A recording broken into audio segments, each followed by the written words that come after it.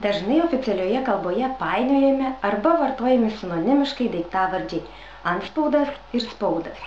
Nors darybiškai šie žodžiai yra panašūs, jų reikšmė skiriasi. Pasiteiraukime, ar skiria antspaudą ir spaudą mūsų kalbinta pašnekovė. Labadiena. Labadiena. Kaip pavadintumėt šį daiktą?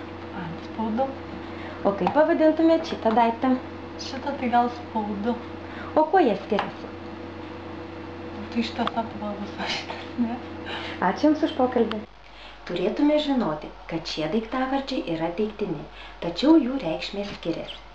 Antspaudas tai paprastai apskritas, tačiau nebūtinai dokumentų tvirtinimo ženklas.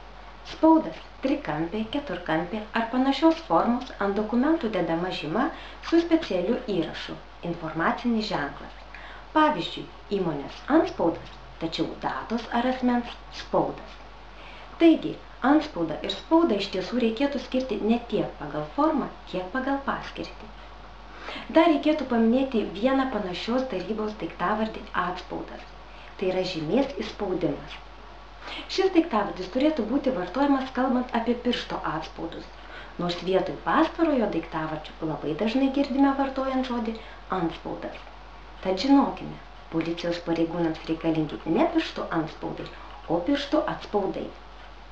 Taigi, nors daiktavardžiai antspaudas, spaudas ir atspaudas turi tą pačią šaknį, jų reikšmės yra skirtingos ir jų painioti nederėtų.